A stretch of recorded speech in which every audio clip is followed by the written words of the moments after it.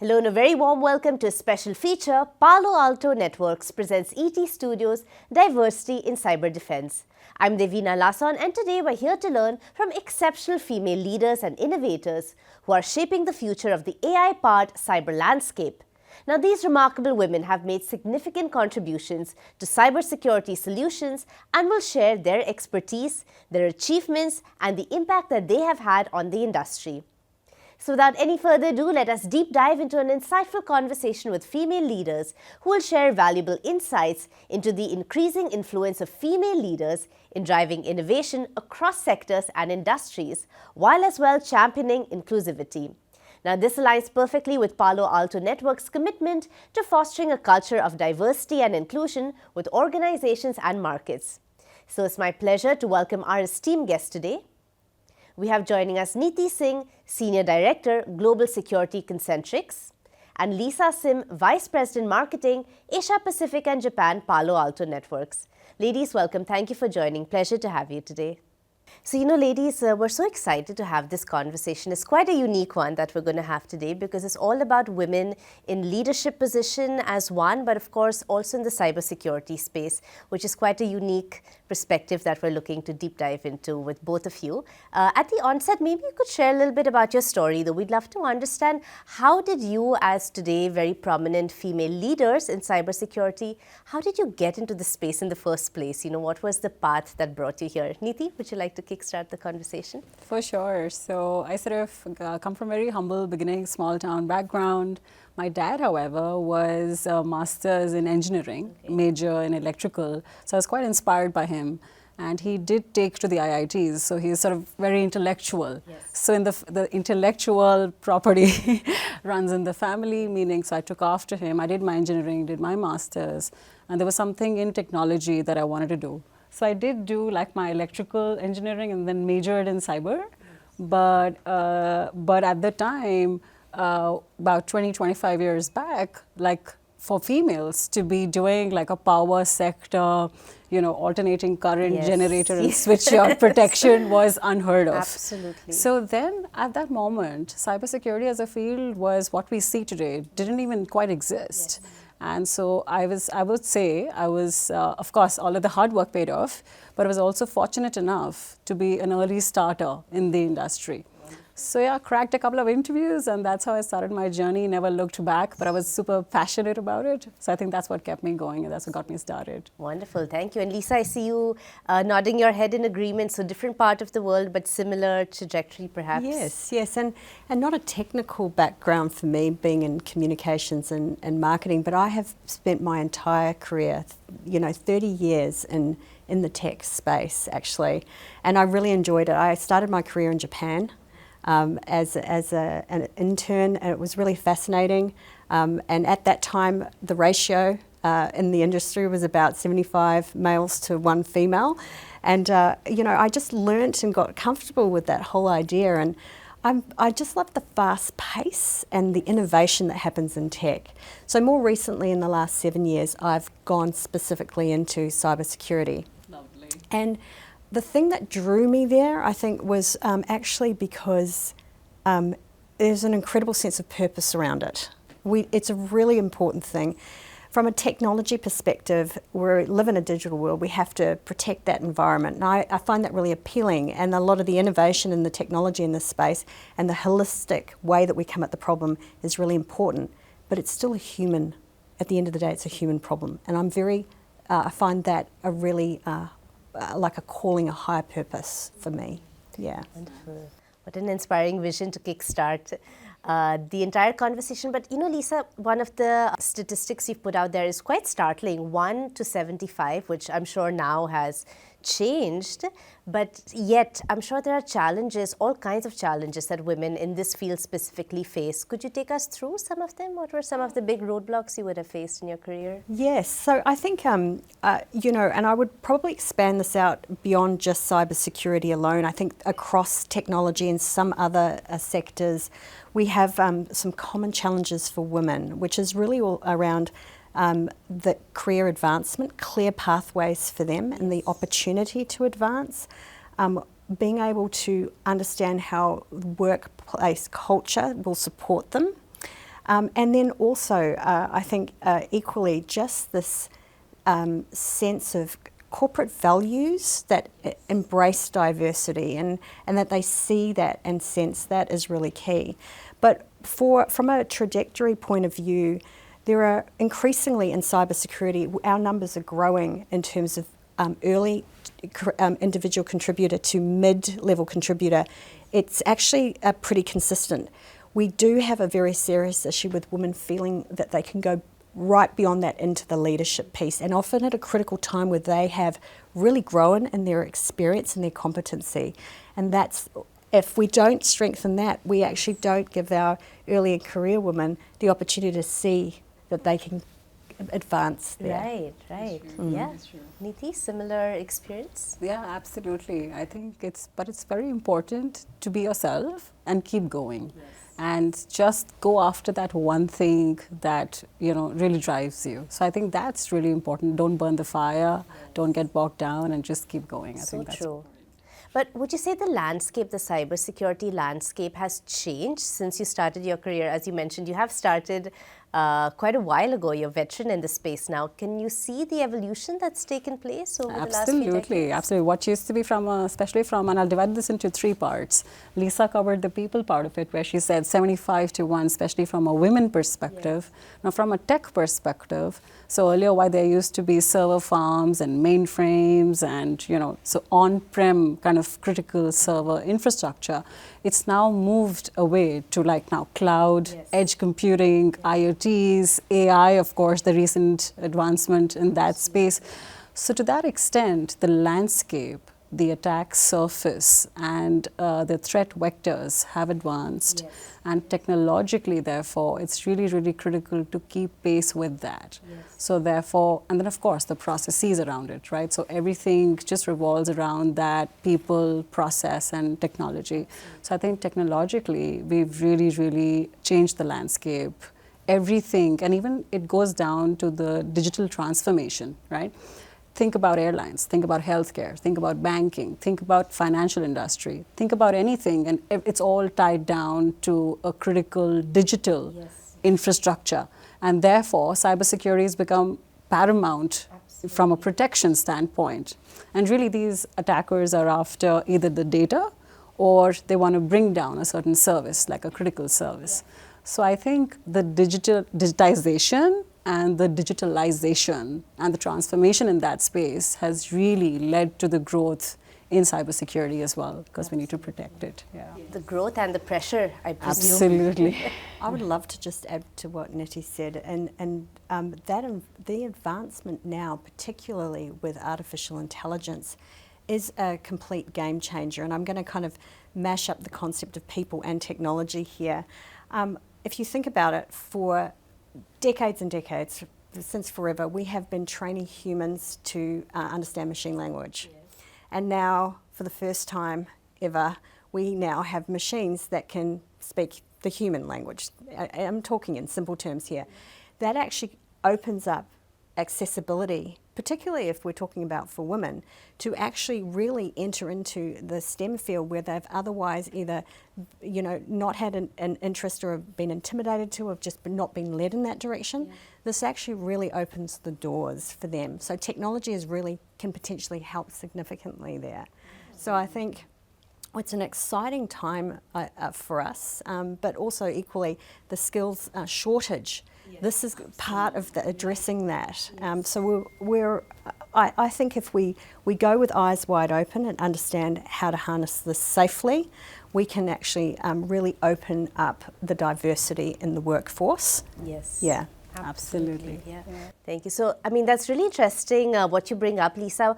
How would you say this translates into organizations really harnessing and developing women in leadership positions? Again, if we look at the cybersecurity space, this is historically a space where there have not been that many women taking up the roles and definitely not advancing to higher positions, as you say. So, what does it take for an organization to ensure that development and to nurture women into leadership positions here? Yeah, great question. So I think it's really important to put infrastructure in place with intent around that, making sure that we're really, really clear on how we're going to develop young women understanding early what they aspire to do and to help them look for the opportunities.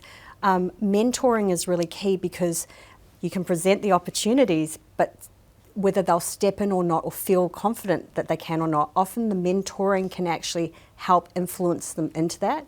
The other is with intent, when there are roles of responsibility, like stepping in for an acting role, that they are called forth and encouraged to apply and put up their hand. Taking the initiative, sometimes you've got to kind of build that muscle. Yes. And I think that's a generational thing as well that we need to work at. Yeah. Absolutely. Yeah, Nity, in your experience as well, what have been some of the building blocks and what would you suggest should be some of the steps that organizations really keep in mind when it comes to DE&I, supporting women in leadership positions? What would you say is the best way forward? See, I think the most important thing is to identify the strengths and the benefit, because at the end of the day, you got to run a business. Yeah. So if you've got to run a business, you've got to see what's good for you. So you've got to identify the strengths in a diverse workforce and just not restricted to definitely women for sure, but there's other diverse groups of population out there, right? So keeping diversity and inclusion in mind is really critical. Now, for instance, intuitiveness is a skill that women sort of they can nurture, they can cultivate, and is something that can bring to the table. And if I connect that to the cybersecurity side of the house, so you've got like edge devices, you've got like servers, you've got network, you've got all of these things going. And because women have this ability to connect the dots, I think that conversation and that strength that's an example of how they could pick that up and apply that in the field. And therefore, and how it can sort of benefit the organization in that perspective. So I think that's really important. Wonderful. Such an interesting example. Lisa, any examples you have to share of how Palo Alto Networks really again harnesses this space and helps to support and nurture female leaders like yourself? Yes. Well, I think it's what's really important, and it kind of sets the scene from a cultural perspective, is actually having something that supports women. And we've got a methodology that we apply which empowers our employees, which is called flex work.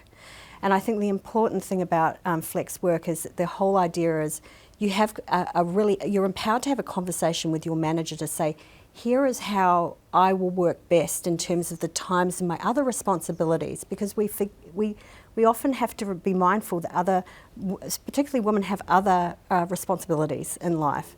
So already knowing that you can be empowered into that is really key. Being able to perhaps not take a public holiday because you would rather add that on to something else that's a personal commitment, and knowing that the business will support you is key.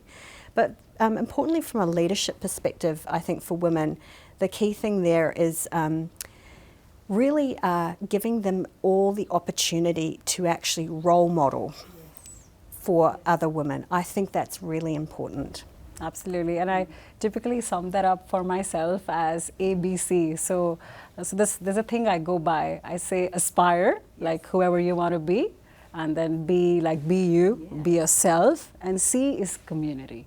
Give it back, so giving back, mentoring. So I love the part where you said mentoring is so critical, because if people like you and I do not mentor the younger generation and the women out there or the other groups out there, then how will we sort of give it back? So it's a sort of a vicious circle which gets completed if you give back. So I think community service in this space of education, technology, and giving back is really, really important. Wonderful. Wow. So what would you say would be some advice that you would give to all the women leaders out there, or leaders of the future rather, who are looking to enter into this workspace, looking to enter into cybersecurity, tech, again, places which are so male-dominated? What would be some advice that you'd like to give them? Say cybersecurity continues to be a technology and a technical field. So it's important to know your content. So getting a right, either it's a certification or academic education, I would say is critical. So know your content, and then don't feel that you don't have a voice. and be supported. And if you're supported by and people like leaders and mentors, then you can have that voice. So just knowing that you have a voice is really important. And then the last thing I would say, balance, I think is the key to everything, because like Lisa said, you know, you've got so many other jobs to run outside of the work. We've got family, we've got children, and, you know, typically the home management part of it. And of course, that's culturally evolving as well. But at the same time, so balance is key, and time management. So I think if we keep these 3-4 things in mind, we should be good. Super. Well, Lisa, anything you'd like to add Great. to that? I agree with Nity completely about the importance of being confident in domain knowledge is everything. Yes. I agree. I think empathetic leadership is one thing that I feel that women cultivate very well, and I think it's very important. Being authentic through empathetic leadership is absolutely critical. But also, I think, and I'm going to take this in another direction, we as women actually have a role now in the age of AI to be actively participating in research and to be actively being a voice. Even if it's publishing papers, publishing blogs, or anything where we're increasing the contribution of voice, especially in the technical and the cybersecurity field. That, when you think about AI and generative AI particularly, that's really important. Yes. Yeah. Yes. It helps us address some of the potential bias. Potential direction for the new workforce to go in as well. Yes. What would you say are some of the aspects when it comes to the cybersecurity space that could be improved when it comes to supporting diversity, equity, and inclusion? And again, just really ensuring and cultivating all the points that you ladies have put out here today, welcoming and being supportive towards women in the workplace. What are some of the steps that can be taken? Nity? I think steps that organizations need to take is first have a group, like have a focused group, because see, we have to look at the history and evolution of it. And from a historical perspective, we all understand statistically that women have been, you know, at the far behind side of things. So therefore, at least until the time it becomes true equality, until that time, people like you and me, we need to make sure we have a focused resource group. That's step one. So that resource group should then understand, like I was saying earlier, identify the strengths and what roles and skills that women can bring on the table from, especially say a cybersec perspective. This of course applies to other areas of the business, but we're talking about cybersecurity. So have a resource group, identify the strengths, and then have a model and a framework around assessing what is it, and take their feedback. And so it has to be a, like we say, PDCA, right? So it has a Deming cycle of improvement, right? So you got to like understand and then take their feedback. Are we really hitting the spot? Are they getting what they need? Is the business getting what they need? And have a governance structure around it.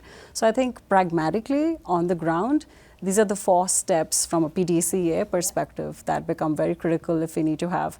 And this will ensure both success of the people as well as the success of the organization. So I think that's both important. Wonderful. Thank you for that. Oh, look, Nity said it beautifully, and I think the critical thing about having a framework and an infrastructure like that is you can start to actually measure it. You can see, you can actually go, right, well, what's the outcome we're trying to achieve and how do we get there? And I think importantly, diversity can breed diversity. And I think diversity of thought and many other things come into play, and not just gender or age, for example. Absolutely, absolutely. So there is in fact these standards, Devina, that talk about measurement of effectiveness. And that's another thing that has evolved. So when I started my career, there was nothing like measuring effectiveness in cybersecurity. And about 15 years down the line, the ISO, the International Standard for Organization, they came up with a standard which included a statement that said, you've got to do this. This is mandatory. So I think that's really critical. So here we are talking about how we should, what should we do?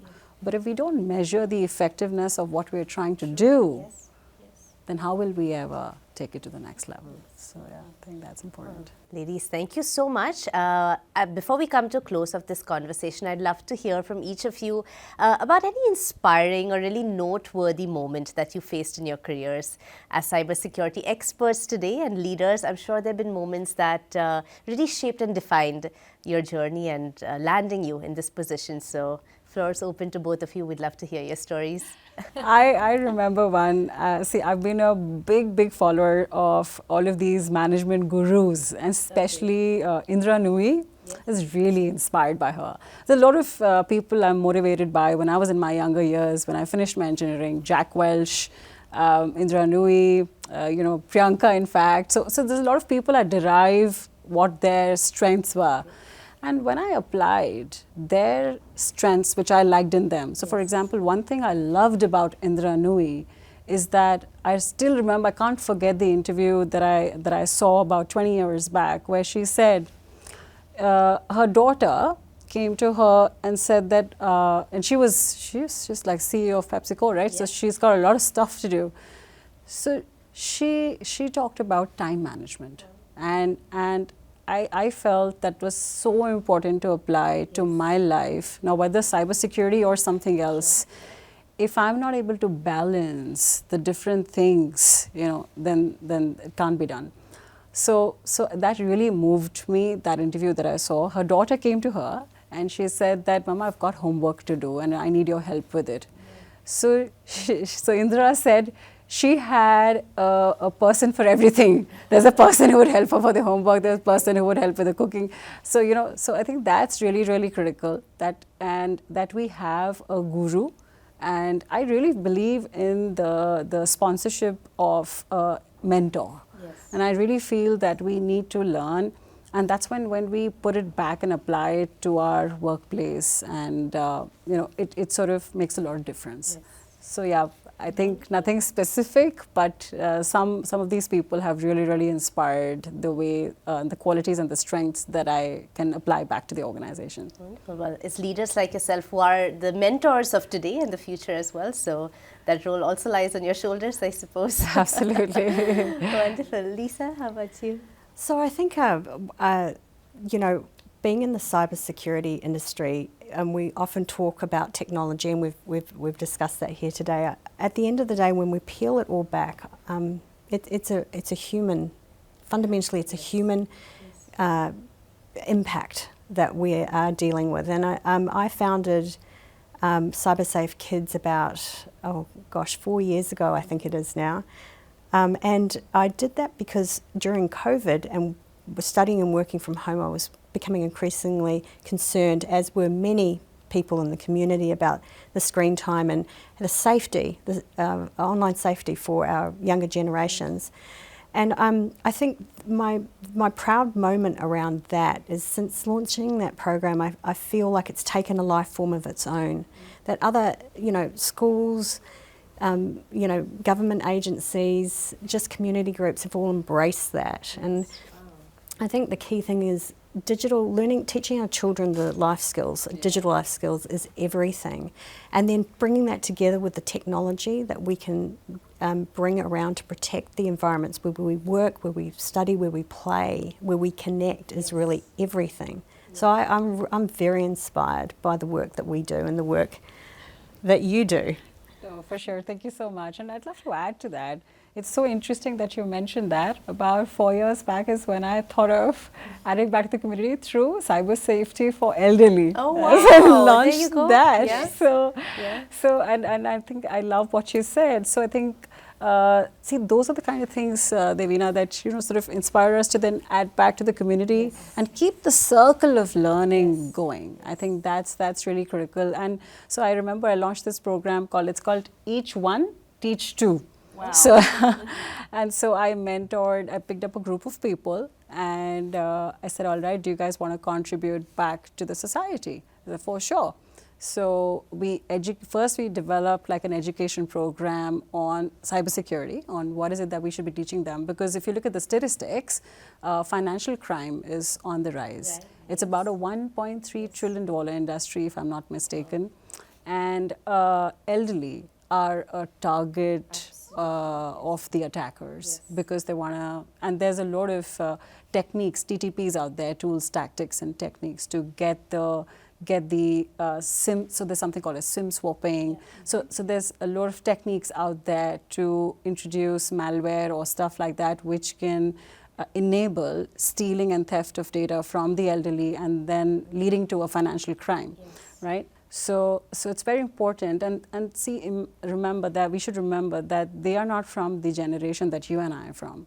So they, in fact, I think our forefathers and grandparents didn't even have cell phones, mobile phones, right? So if they didn't have that, and now everything is so digital, so it's very important to bridge that gap and teach them back. So I'm very proud. That was a proud moment for me when I launched that program. So I picked a bunch of us, about 24 people. I'm proud to share it's now 2,400 of us. Wow, and fantastic. So we're like, each one teach two, and we're trying to spread the word. So we pick up elderly groups in our own families, network, and connections, and we teach them the protocols and safety requirements when they're using the cell phone, when you're on a website, things like that. I don't know if you've heard of this. So there's something called a watering hole concept.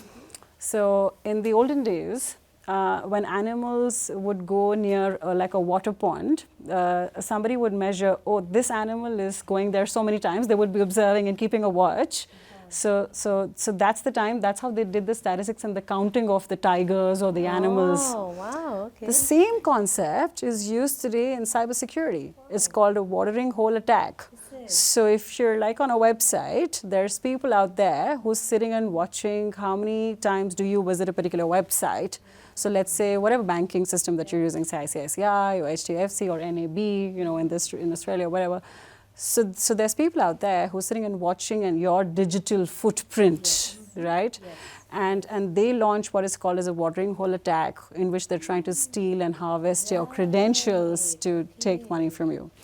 So I think it's important that we understand the advancements that technology is bringing to the table, and therefore being educated and learned about it, even as a common human being, is very important. Absolutely. So the conversation of cybersecurity is not restricted to organizations. It impacts the entire ecosystem and the world that we're living in, because all the basic services, including healthcare, banking, is all online. It's all digital. Yeah, absolutely. So that's, I think. Wonderful. Well, and it's also leaders like yourself who are really, like you say, coming full circle, contributing back, whether it's children, the elderly, the common man, conversations like this one today, really out there to inspire everyone in the space, and specifically women entering into the workspace. So thank you so much, both of you, for being so candid, putting all your experience out there on the table, and really inspiring our audience. It's been such a pleasure talking to you. Thank you so much, Devina. Thank you so much. All right, on that note, that's all we have for you on this Power Pack special feature. Palo Alto Networks presents ET Studios Diversity in Cyber Defense. But do stay tuned for more in-depth conversations like this, where we chat with amazing women in cybersecurity who inspire us with their success stories, their leadership, and their insights. Until next time, many thanks for watching.